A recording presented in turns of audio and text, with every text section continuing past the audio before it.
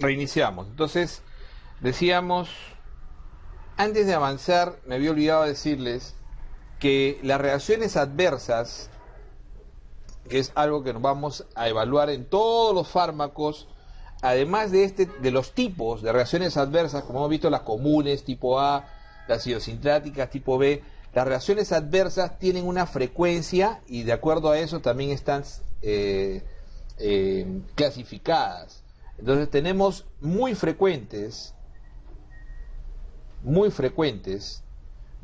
todas aquellas que son mayores del 10%. O sea, ¿qué quiere decir? Que uno de cada 10, por lo menos, pacientes que utilizan un medicamento van a presentar, por ejemplo, náuseas, somnolencia, o sea, reacciones adversas que sean frecuentes para esos pacientes, ¿no? Entonces, las reacciones adversas pueden ser muy frecuentes, mayores del 10%, frecuentes entre 1 y 10%, poco frecuentes, menor del 1%, infrecuentes, menor del 0.1%. Esto es importante porque lo mínimo que uno tiene que conocer de los fármacos que uno suele utilizar, se dice que un médico tiene por lo menos 20 fármacos que debe conocer perfectamente para hacer una buena práctica clínica. Entonces lo mínimo que uno debe conocer de estos fármacos es sus reacciones muy frecuentes y frecuentes. O sea, muy frecuentes y frecuentes. Entonces vamos a poner ejemplos sencillos, por ejemplo, ¿no? A veces la reacción adversa puede ser poco frecuente, pero puede marcar a un medicamento. Ejemplo, metformina. Cuando uno habla de metformina, la reacción adversa más frecuente, y que pasa del 10%, es 30%, es la dispepsia. Y es la causa por la cual más se abandona el uso de metformina. Sin embargo, cuando uno habla de metformina y reacción adversa, lo primero que a uno le viene a la cabeza es acidosis láctica. Y sin embargo, acidosis láctica es poco frecuente. ¿Y por qué lo marca? Porque la acidosis láctica, siendo una reacción adversa poco frecuente, es la que le crea las contraindicaciones, como por ejemplo, que pueda ser usado en pacientes con enfermedad renal crónica avanzada. Cuando el paciente tiene menos de 30 de depuración, o sea, estadio 4, estadio 5, ya no puede usar metformina. Y la causa es el riesgo incrementado de acidosis láctica. ¿Se dan cuenta? En tuberculostáticos, cuando hagamos neumo, vamos a ver también eso. Vamos a ver que, por ejemplo, rifampicina sí es recordado por su efecto más frecuente, que es hepatitis y colestasis. Sin embargo, isoniazida, siendo más frecuente también hepatitis, ¿no? Isoniazida es más recordado, más relacionado con polineuropatía, siendo una reacción adversa poco frecuente. Y más aún, más alejado todavía, etambutol, a pesar de que la reacción adversa de etambutol más frecuente también es hepatitis, sin embargo es más relacionado a la neuritis retrovulvar o neuritis óptica. Entonces cuando se hacen preguntas de correlación o preguntas sencillas, ¿cuál de los siguientes es un efecto adverso típico del etambutol? A pesar de que le pongan de esa manera y uno escoja neuritis óptica, en realidad no es el más frecuente. Entonces muchas veces el medicamento es recordado más por el efecto adverso más característico que pueda tener. Ejemplo, la piracinamida misma. La piracinamida, ¿no?, es más recordado por su relación con gota e hiperuricemia. Sin embargo, el efecto adverso más frecuente sigue siendo hepatitis. ¿Ok? Entonces, esto de acá es fundamental. Por ejemplo, los antipsicóticos, por ejemplo, los neurofármacos en general suelen tener efectos muy frecuentes asociados a somnolencia, ¿no? Asociados a somnolencia. Sin embargo, hay otros efectos que pueden ser más característicos a cada grupo. Entonces, hay fármacos que no tienen efectos muy frecuentes. Hay fármacos que tienen perfiles de seguridad y tolerabilidad muy altos. Hay fármacos que solo tienen 2 o 3 efectos adversos y no llegan a ninguno a pasar el 10%. Entonces eso te hace escoger. Por eso le decía, cuando uno escoge un fármaco entre uno y otro, uno no se fija fundamentalmente en la eficacia de inicio. Uno tiene que ver perfil de seguridad y tolerabilidad, ¿no? Y ante igual eficacia, el perfil de seguridad y tolerabilidad es fundamental. Y el precio es lo último que uno ve. Entonces, estábamos en la absorción. Habíamos hablado que la absorción es esa etapa importantísima en la cual, ¿no?, el medicamento puede ser, ojo que la absorción, ¿no?, la absorción es da paso al concepto de biodisponibilidad, que habíamos dicho que es cantidad de fármaco inalterado que llega a la circulación general, ¿no? Entonces, intravenoso va a ser el 100% de biodisponibilidad. En intravenoso, las características del intravenoso fundamentalmente es, ¿no?, que se evita, ¿no?, obviamente la absorción. En realidad, tanto liberación como absorción en el intravenoso no existe en realidad. O sea, de frente el medicamento ingresa directamente al torrente sanguíneo, obviamente. Es muy útil, claro, incrementa riesgo de efectos adversos porque el pasaje y la cantidad de medicación es mucho mayor, pero nos da algunas ventajas, como por ejemplo el poder infundir a través de él medicamentos de alto peso molecular. Es la vía ideal para medicamentos de alto peso molecular, ¿no? Por ejemplo, anticuerpos monoclonales, gamma globulinas, solamente pueden ser a veces utilizadas por vía parenteral, fundamentalmente intravenosa, o grandes volúmenes. Grandes volúmenes es la vía intravenosa la más importante. La vía subcutánea es una vía bastante buena, es mucho mejor, obviamente, que para algunos medicamentos, como son fundamentalmente los liposolubles. Es una vía esencial para los opiáceos. Es una vía fundamental para el manejo de dolor. ¿Okay? Es una vía fundamental para el manejo del dolor. Porque por esta vía tiene una muy buena biodisponibilidad los opiáceos y no producen hipotensión, lo que es frecuente cuando se usa la vía intravenosa. Entonces, a veces algunas vías nos ayudan a disminuir efectos adversos. ¿Ok? Nos ayudan a disminuir efectos adversos. La administración oral, que es la más común y característica, la administración oral tiene el efecto del primer paso, siempre. ¿Qué es eso? O sea, el paciente, el medicamento, antes de llegar, de ser biodisponible, va a pasar por el hígado y va a sufrir el efecto del primer paso, donde va a haber fase 1 definitivamente en el metabolismo del medicamento. A veces el primer paso es importante porque muchos son prodrogas. Cuando un medicamento es prodroga, entonces tiene que ser activado justo en el primer paso.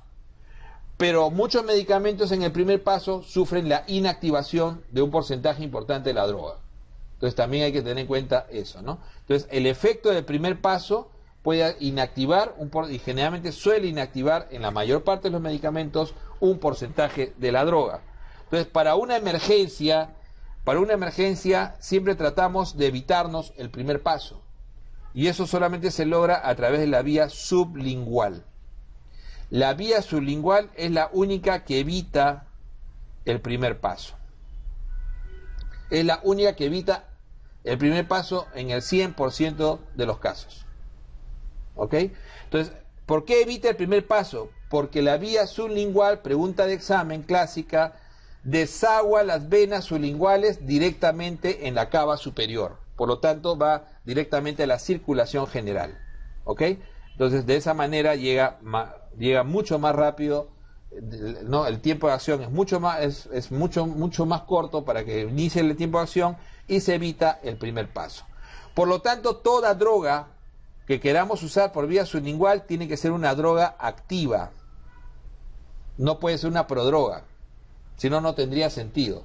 Dar captopril por vía sublingual se puede, porque es una droga activa, pero dar el lanapril no, porque es una droga prodroga. Entonces necesita activación del primer paso, por ejemplo.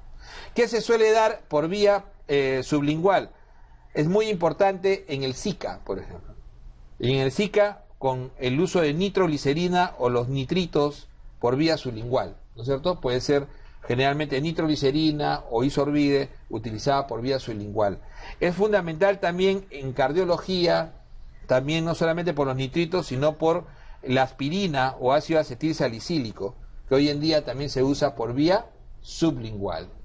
Se puede utilizar en las crisis hipertensivas el captopril. Se puede utilizar en las convulsiones el lorazepam. El lorazepam por vía sublingual. Eso es lo que más, la mayor utilidad tiene. ¿Quién más puede evitar el primer paso, pero no al 100%? La vía rectal. La vía rectal tiene parcialmente desagua al sistema porta y parcialmente la circulación general. Entonces puede evitar el primer paso, pero parcialmente, no al 100%. Pero la vía rectal es una vía errática y se suele evitar porque no hay, o sea, es una vía de absorción que no tiene una performance igual en todos los pacientes y varía de paciente a paciente, ¿no? De acuerdo al contenido fecal que pueda tener la vía rectal. Generalmente la vía rectal se utiliza fundamentalmente en enfermedades directamente del colon, colitis. O sea, en la enfermedad inflamatoria intestinal es la mejor utilización de la vía rectal hoy en día. Y la otra utilización de la vía rectal es en pediatría, utilizando el diazepam rectal en la convulsión del niño, en la convulsión en la epilepsia infantil. Entonces el diazepam. ¿Ok? Eso para tener en claro estas vías. Hay otras vías como la vía, por ejemplo, transdérmica, que es una vía también errática para todas las medicaciones, pero tiene algunas características importantes, especialmente para lo que es la liberación continua. Es importante en la liberación continua, por ejemplo, para opiáceos como fentanilo, ¿no? Como buprenorfina, o sea, derivados de la morfina, que pueden utilizarse en parches. Entonces acá vienen lo que son los parches de liberación prolongada. Es una vía muy interesante para liberación prolongada constante de medicamentos, por ejemplo, para el dolor, para el manejo del dolor anginoso, la nitroglicerina en parches, también se utiliza la nitro, y también en ginecología, o sea, para el bloqueo hormonal, puede ser en parches o puede ser subdérmica con la implantación de medicamento bajo la piel. Otras vías interesantes son la inhalatoria, ¿no? Que es la vía clásica para el manejo de lo que es patología pulmonar, fundamentalmente todo aquello que tenga que ver con broncoespasmo, ¿no? Con broncoespasmo e inflamación a nivel local bronquial. O sea, el manejo bronquial va a ir siempre por vía inhalatoria, es preferente fundamentalmente tanto por corticoterapia especialmente como por lo que es broncodilatadores y anticolinérgicos fundamentalmente. Entonces, el concepto básico que ya habíamos esbozado, la biodisponibilidad. La biodisponibilidad es la cantidad y velocidad ¿no? con que un principio activo se absorbe y llega inalterado al sitio de acción, luego del primer paso, si es que se tiene que dar. O sea, la biodisponibilidad, cantidad de droga inalterada que llega a la circulación general. Ese es el concepto más sencillo y el clásico concepto de pregunta. Cantidad de droga que llega inalterada o útil a la circulación general. Para eso está en la vía oral hay que ver liberación y absorción como etapas previas, ¿no es cierto? O absorción simplemente en otros vías, o en el caso de la vía intravenosa hay el 100% contra la vía intravenosa se compara todas las biodisponibilidades diferentes. Ahora, la biodisponibilidad nos puede servir para calcular la conversión de dosis. Por ejemplo, se sabe que la cantidad de medicamento utilizado por vía subcutánea, opiáceos, morfina, cuando uno usa morfina, por ejemplo, la cantidad de medicamento utilizado, por ejemplo, si yo utilizo 30 miligramos de morfina para calmar el dolor de un paciente por vía subcutánea, yo lo puedo pasar a vía oral, pero tengo que saber que la biodisponibilidad oral es el 50% de la biodisponibilidad en la vía subcutánea. Entonces, eso me sirve para poder calcular la dosis. Si yo le ponía 30 miligramos por vía subcutánea, entonces tendré que darle 60 miligramos por vía oral. Entonces, la biodisponibilidad también nos va a servir para calcular dosis. cuando convertimos el mismo medicamento de una vía a otra. Entonces, es importante poder tener ese dato. Y este dato de biodisponibilidad también en porcentajes nos sirve para poder descalar el medicamento, en lo que se llama en el concepto de lo que es terapia secuencial. La terapia secuencial es el descalamiento de la vía parenteral a la vía oral en forma precoz. O sea, es pasar de la vía parenteral a la vía oral en forma precoz. Esto se suele hacer con dolor, se suele hacer con antibiótico terapia, con psicofármacos. Entonces el paciente, por ejemplo, que uno inicia con una ceftriaxona, el paciente con un proceso séptico, una neumonía, está con ceftriaxona, el paciente mejora a las 48 horas. Ya no hay fiebre, ya no hay taquimia, el paciente está en una franca mejoría. Precozmente uno lo puede pasar a vía oral, pero tiene que ser con fármacos de igual biodisponibilidad. ¿Existe ceftriaxona oral? No existe. La biodisponibilidad oral de la ceftriaxona es menor del 8%, así que no se usa por vía oral. No se usa por vía oral. Pero existen cefalosporinas de tercera generación que tienen muy buena biodisponibilidad y se pueden utilizar. Y eso se llama terapia secuencial hacia un fármaco que tenga igual espectro y buena biodisponibilidad oral. Por ejemplo, cefixima, cespodoxima. Existen fármacos que tienen oral y parenteral y excelente biodisponibilidad oral, como la cipro. La ciprofloxacina sí pasa con mucha facilidad su vía oral, porque la vía oral tiene la biodisponibilidad oral es muy buena, alrededor del 80% es muy buena la vía oral. Sin embargo, hay otros que pueden tener el mismo medicamento, puede haber en vía oral, pero no son útiles para hacer un descalamiento. Ejemplo, cefuroxima. La cefuroxima parenteral no es bueno pasarlo a vía oral. Para aquellos que van a ser pediatras, que lo usan mucho los pediatras, pasarlo a vía oral es menor del 50% la biodisponibilidad oral de la cefuroxima. La ampicilina también tiene ese mal efecto. La ampicilina por vía oral pierde también, ¿no? Entonces eso se llama terapia secuencial. Para eso también sirve la biodisponibilidad. Y la biodisponibilidad además también la usamos para poder comparar, como habíamos dicho, hacer el estudio de bioequivalencia, que es para poder ver si un fármaco que no es el original es igual de efectivo que el original. Entonces, para yo llamar medicamento genérico, habíamos dicho que el genérico viene en DCI, pero además de eso tiene estudio de bioequivalencia. ¿Qué significa eso? Yo voy a tener el fármaco referencia. Pongamos el ejemplo, ¿ya? Amoxiclavulánico. ¿Cuál es el original? Aumentin. Ok. Entonces yo uso el fármaco referencia y uso el fármaco genérico que quiero, fabrico mi amoxiclavulánico que viene en nombre genérico. Ok. Entonces, el diseño es el siguiente: voluntarios sanos. Cojo un voluntario sano, un paciente basal, y ese mismo paciente va a ser su control. ¿Qué significa eso? Aleatoriamente, un grupo empieza el tratamiento referencia, o sea, el Aumentin, y otro grupo va a empezar el tratamiento TES, es decir, el amoxiclavulánico, ¿cómo se llama? Genérico que quiero demostrar. ¿Y qué hago al darle la medicación? Le mido su curva farmacocinética. Mido su curva farmacocinética para los dos grupos. Hago un lavado biológico. ¿Qué significa eso? Que ya no exista rastros de medicamento, y después de eso le doy cruzadamente al que le había dado primero el amoxiclavulánico que quiero demostrar genérico, le doy el Aumentin, ¿no? Y al otro grupo va a cruzar y va a tomar el genérico. ¿Ok? Y mido nuevamente su curva.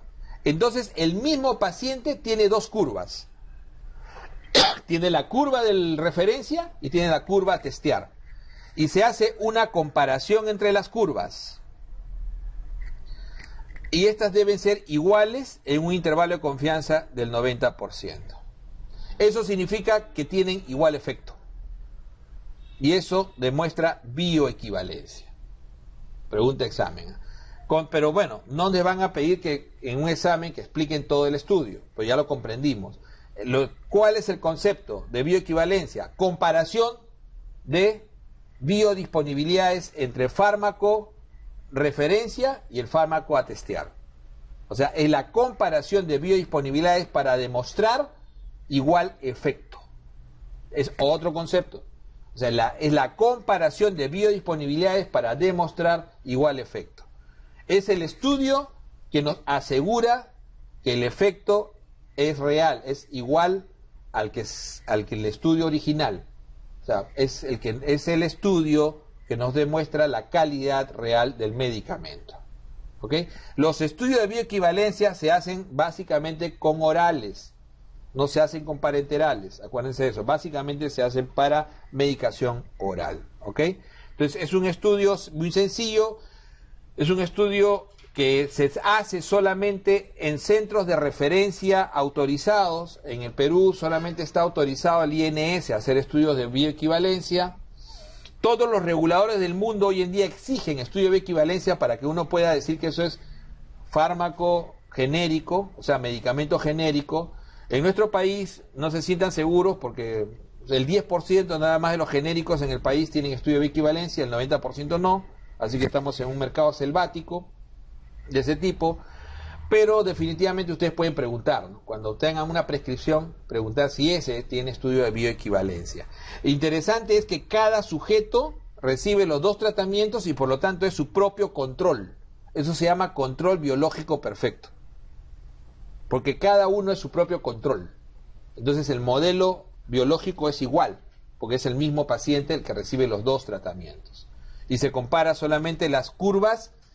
¿Qué cosa tiene esta curva? Tiene el área bajo la curva, que es la parte más importante. El área bajo la curva, el AUC. Área bajo la curva es es, digamos, el elemento más importante a comparar entre estos dos.